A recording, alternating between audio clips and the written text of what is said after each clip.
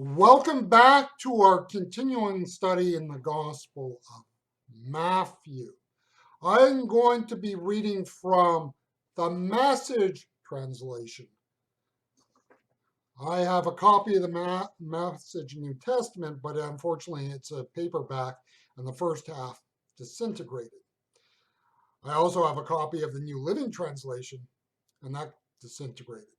So one of the advantages, of course, today is if you want to find out a newer scripture translation that you do not want to spend money for, you can always go to the internet and find what you need. So I'm going to be reading from the Message, chapter 18, and verses 2 through 4 from Eugene Peterson's The Message.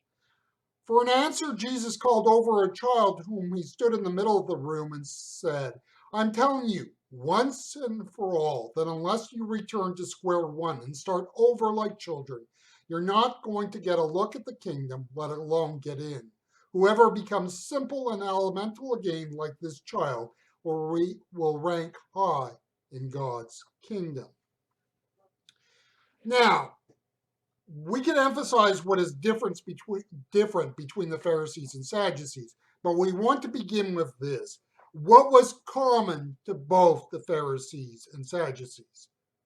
Now, understand this is not true to all on both sides. In the age to come and through the final judgment, we will discover men who were both Sadducees and Pharisees who had true and authentic faith.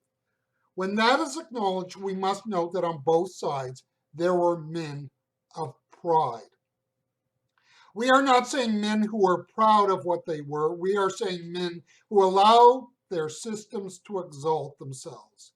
The Pharisees were more common in Galilee, and you see that in Jesus' ministry, where time and time again he threatens their ideology. We can think of here of their view of the Sabbath, or we can think of their views on religious purity, the need for hand washing, or the cleaning of cups. The very ideology that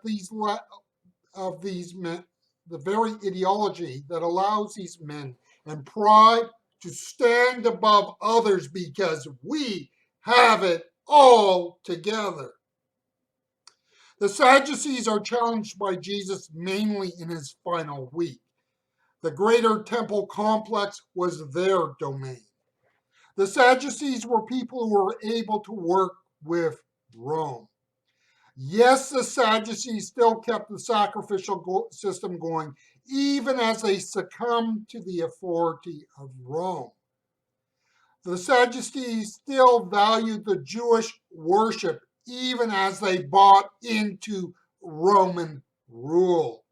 Realize that the law and order that Rome brought to Jerusalem was beneficial to the Sadducees. Like the Pharisees, they as a class of men were proud of who and what they were.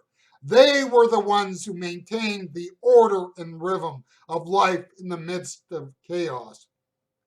Think here of groups like the Zealots bent on destroying Roman law and rule.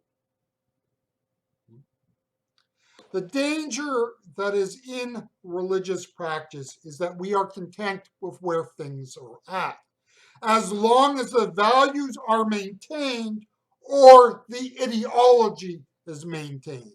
There's always lurking in the shadows pride for what we are and what we have accomplished.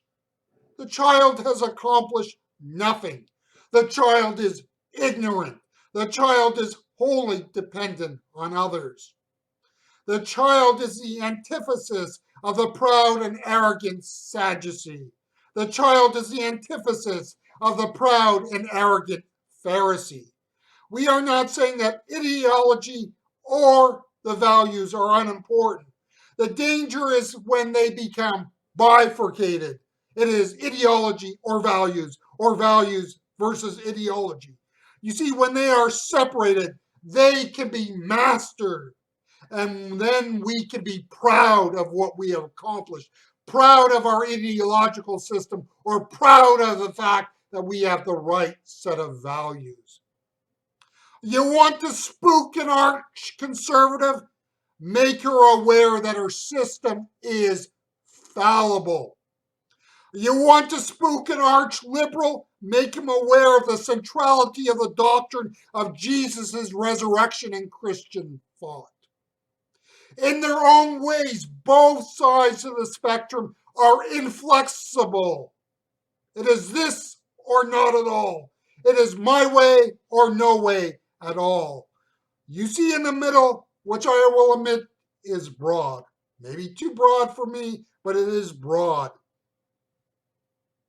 There is not the certainty that comes from having a system ideologically or a system in terms of values. In the middle, the only certainty is Jesus Christ. In the center, the only certainty is my hope in him.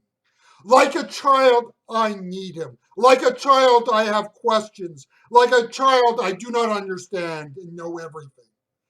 Pride of our superior ideological system or pride of our superior set of values is anathema to the Christian faith.